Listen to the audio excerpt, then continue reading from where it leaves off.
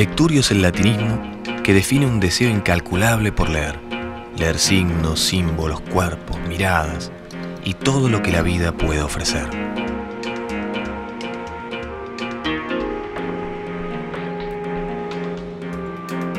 Lecturio enciende las voces de los creadores que vienen, de los que permanecen y de los que se van. Decide redimir con su impronta una saga temporal de literatura y filosofía urbana. Prepara tus sentidos. Los lectores comenzarán a guiarnos por su sendero.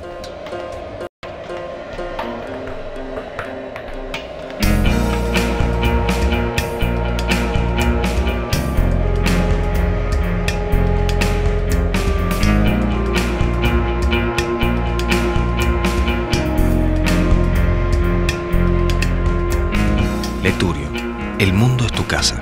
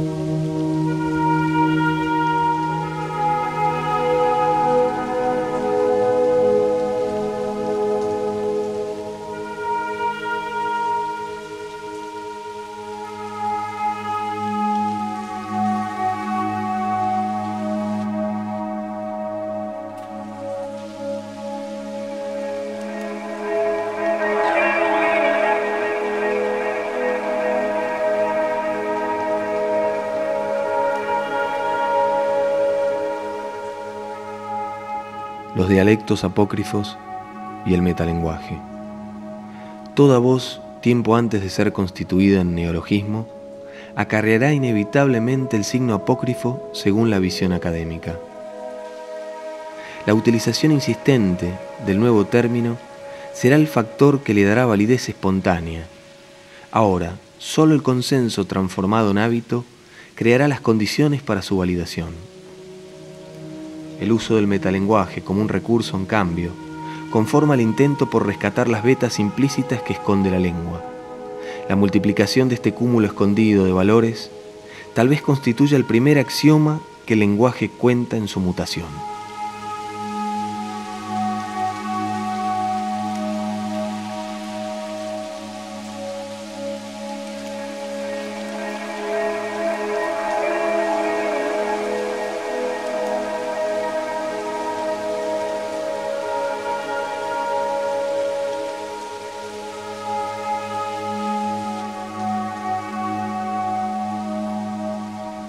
Bueno, yo como escritora tendría que decir que lo coloquial me preocupó siempre, al comienzo sobre todo de mis primeros escritos, cuando nos formábamos con Juan José Saer, Hugo Gola, Aldo Oliva, Rafael Yelpi. Todos juntos nos preguntábamos, leíamos y nos preguntábamos por qué en Cortázar, en los cuentos de Julio Cortázar, había esa especie de complicidad, de intimidad, donde el lector podía entrar y sentirse parte de él. Es un poco lo que se llamó el pacto del lector. En ese pacto del lector, que nosotros en ese momento lo entendíamos como de Cortázar, en realidad fue muy anterior. Más tarde, después de mis primeros libros, yo presenté un proyecto en el CONICET que fue mi tesis de doctorado. En ese proyecto yo apuntaba a ocuparme de 4 escritores rioplatenses, 2 uruguayos y 2 argentinos, que habían publicado sus primeras obras alrededor de los años 30. Los uruguayos eran Felisberto Hernández, por sus cuentos escritos con mucha simplicidad, pero de una gran imaginación. Él volcaba en una lengua popular, en una lengua corriente, sencilla, muchísima fantasía e imaginación. Sus cuentos fueron escritos alrededor de 1925, 1928 y salieron con el nombre de Primeras Invenciones. El otro uruguayo fue Juan Carlos Onetti. Juan Carlos Onetti había publicado una novela, El Pozo. Una novela es, por supuesto, una novela corta o un cuento largo.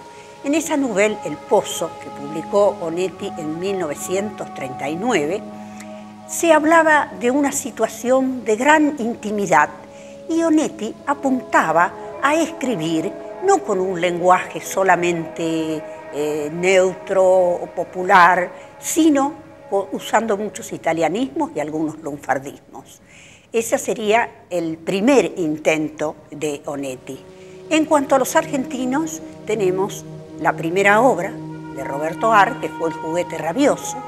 En El Juguete Rabioso, Art, muy influido por lecturas españolas, sobre todo lecturas de Dostoyevski traducidas al español, tenía un lenguaje muy rico, pero con un modelo bastante castizo. Solamente en los diálogos él utilizaba, cuando hablaban los chicos, los jóvenes que intervenían en la novela, los personajes, entonces utilizaba lunfardismos, italianismos, voceo, porque el gran problema de los rioplatenses era saber cómo se podía introducir el voceo en la literatura.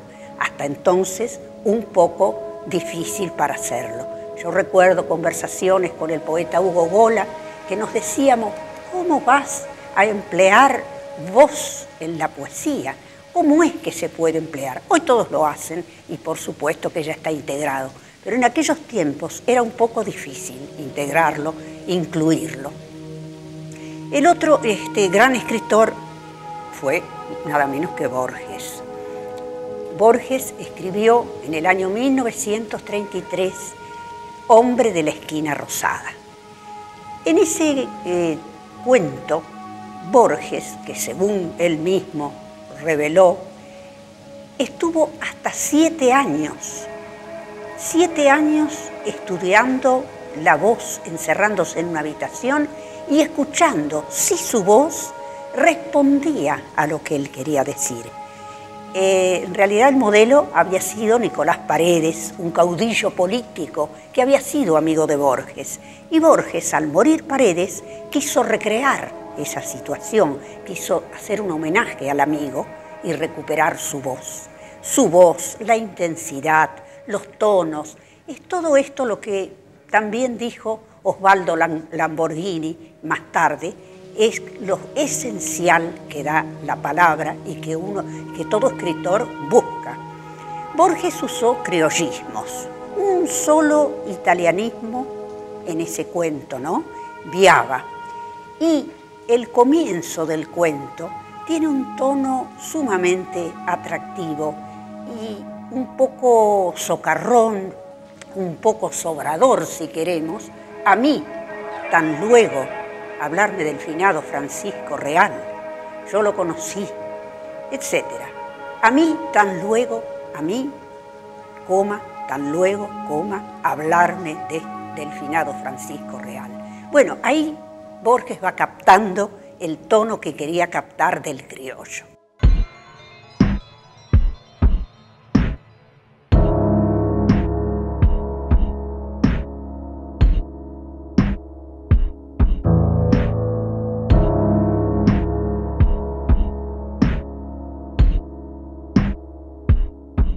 Jorge Luis Borges, El idioma de los argentinos. La preferencia sistemática y ciega de las locuciones nativas no dejaría de ser un pedantismo de nueva clase, una diferente equivocación y un otro mal gusto. Así, con la palabra macana, don Miguel de Unamuno, único sentidor español de la metafísica y por eso y por otras inteligencias gran escritor, ha querido favorecer esa palabreja. Macana, sin embargo, es palabra de negligentes para pensar. El jurista Segovia, en su atropellado diccionario de argentinismos, escribe de ella: macana, disparate, despropósito, tontería. Eso que ya es demasiado, no es todo. Macana se les dice a las paradojas, macana a las locuras, macana a los contratiempos, macana a las perogrulladas, macana a las hipérboles, macana a las incongruencias, macana a las simplonerías y boberías, macana a lo no usual. Es palabra de haragana generalización y por eso su éxito.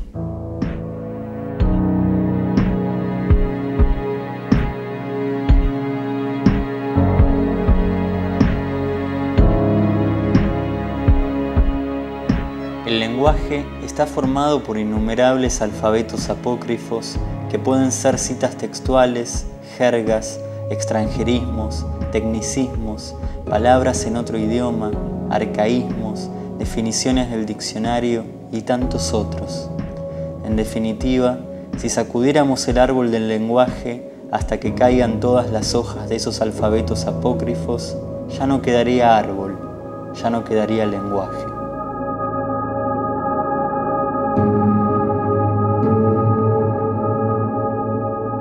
Estos 4 escritores tuvieron una gran influencia en los años 60.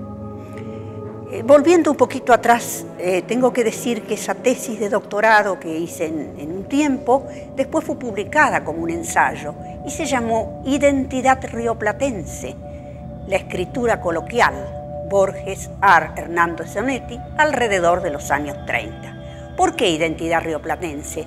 Porque no podíamos establecer una identidad igual en Salta o en Mendoza, que se hablaba de una manera distinta.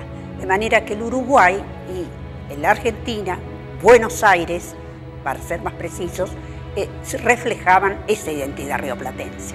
Estos escritores tuvieron mucha influencia años más tarde, sobre todo en los años 60. ¿Por qué en los años 60? Hubo un acontecimiento sumamente importante. En el año 59, la Revolución Cubana influyó sobre los escritores que querían que el pueblo, que el lenguaje popular representara a aquellos que no tenían voz. Se decía darle voz a los sin voz. En eso estuvo toda América Latina. Y en el Río de la Plata fue especialmente ¿Cuál era la característica del Río de la Plata? El vos, el uso del vos, de una manera de romper con el lenguaje castizo que habíamos tenido.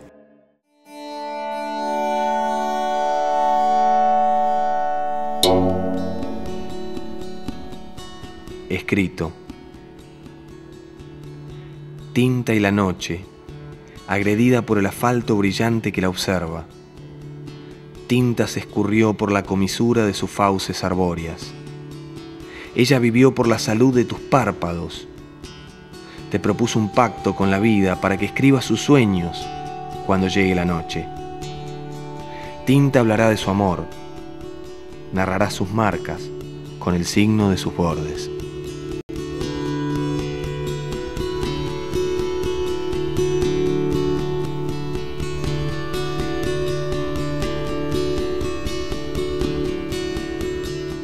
Hay días en que oigo cascabeles. Por ejemplo hoy. Ahora mismo los escucho. Solo que no alcanzo a distinguir con claridad de dónde proviene el sonido. Y esto hace que la imagen, aparentemente auditiva, se convierta en visual, en serpiente, cuya lengua, bifurcada y amenazante, resulta la parte más nítida y destacada de la ensoñación. Pero la serpiente, por su condición intrínseca, no logra interpretar ni dar sentido al cascabeleo que la acompaña, y eso la llena de furia, de silencioso dolor, de sufrimiento que la envenena e intenta quitarse de adentro.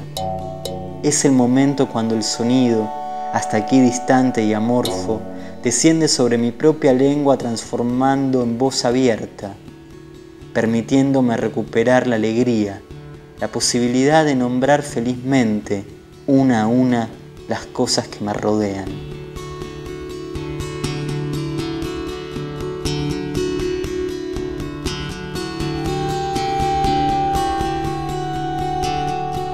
Bueno, en estos días, en presentaciones de libros, en la radio, en la televisión, es totalmente común oír hablar de sintaxis coloquial, escritura coloquial, el habla en la escritura. Pero hace unos años, hace bastantes años, era casi un patrimonio de Cortázar. Cortázar había creado una complicidad con el lector, ya vamos a llamarle así, que lo integraba en su relato y creaba un ambiente sumamente íntimo y sobre todo cómplice. Esto en realidad tiene un nombre que es el pacto con el lector, que lo llamó Umberto Eco. Cortázar lo hacía con mucha facilidad, lo hacía con mucha gracia, cuentos íntegros, para nombrar los más conocidos y donde se advertía mucho más esto, Torito, por ejemplo. ¿Quién no recuerda a Torito? Donde hay como una reminiscencia de la modalidad de Borges, de Hombre de la Esquina Rosada. Hombre de la Esquina Rosada había sido modelo de muchos escritores de los años 60 y Cortázar había tenido que irse o se había querido ir durante los años 40 y pico. Pienso que la lejanía le hizo advertir, la lejanía del idioma nuestro, le hizo advertir esas diferencias que viviendo acá no lograba conseguir. Los mejores cuentos de Cortázar empezaron a escribirse allá, en Francia.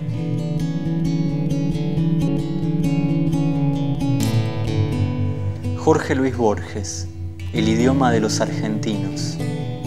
Dos conductas de idioma veo en los escritores de aquí. Una, la de los saineteros que escriben un lenguaje que ninguno habla y que si a veces gusta es precisamente por su aire exagerativo y caricatural, por lo forastero que suena. Otra, la de los cultos que mueren de la muerte prestada del español. Ambos divergen del idioma corriente. Los unos remedan la dicción de la fechoría, los otros la del memorioso y problemático español de los diccionarios. Equidistante de sus copias, el no escrito idioma argentino sigue diciéndonos: el de nuestra pasión, el de nuestra casa, el de la confianza, el de la conversada amistad.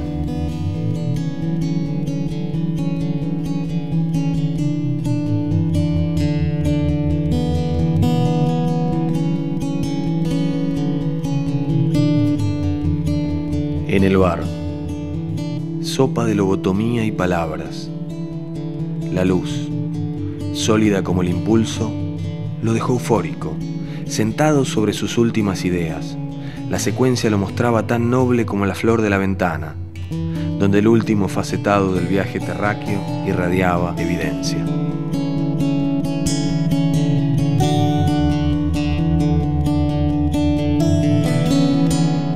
El adolescente y su nariz doblegada por el sudor perfumado de la moza prefirieron interrumpir la agonía. Lo hizo con tal ingenuidad que liberó los pasillos conversados con la irreverencia de la brisa. La agonía, las letras y la nueva evasión lo dejaron sentado por horas.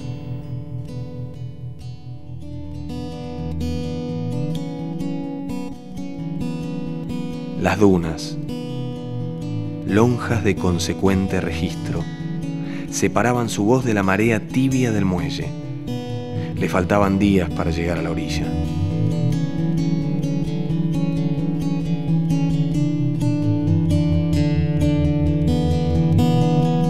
Lo naciente, ladeo múltiple e inevitable, congregación de impulsos contrapuestos, invitando a la desgracia del consenso, la marea.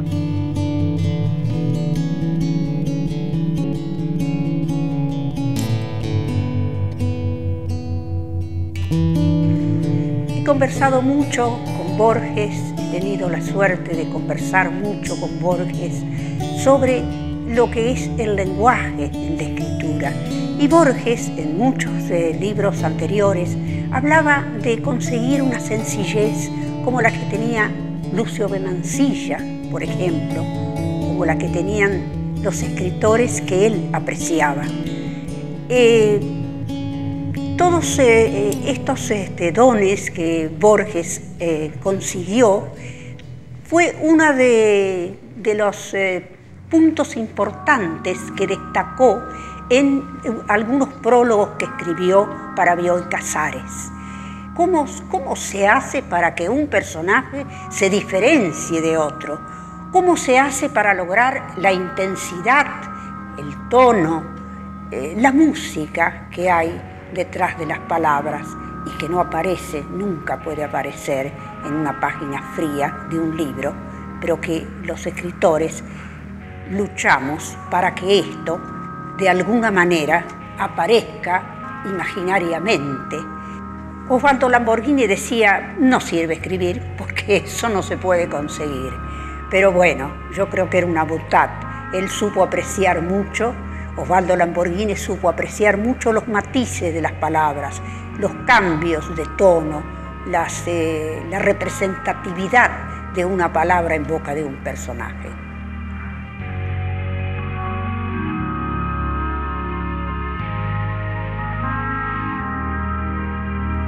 Tomando su raíz griega, Dialectos Apócrifos refiere al habla oculta. ¿Qué ocultamos al hablar?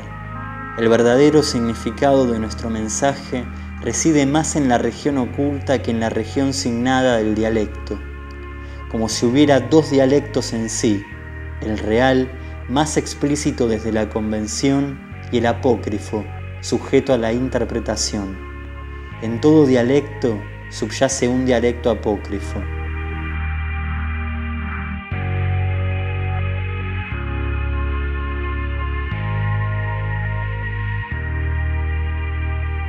Dialecto póstumo en la imagen. 2. El número. Oigo en mi cuadrícula de gráfica. Es simultáneo. La voz, la imagen, la frecuencia fría del mensaje. Oigo en mi cuadrícula de suerte, abierta en esta frase. Te oigo. Viajo desde el tono compacto hacia tu hueso blando, cartílago. Oís la mueca justa que no observaste, los labios fríos, la carta frágil, cordel de procesos vida en esta piel galaxia. ¿Oís? Yo sí oigo. Oigo a tu duda fértil regalando recuerdos por cada palabra. Oigo lo que vibra, le doy sentido en la partitura de este viaje. Oigo la secuencia cortada por el frío de algún celo revelado en tus falanges. 2. El número. Tu falcón verde.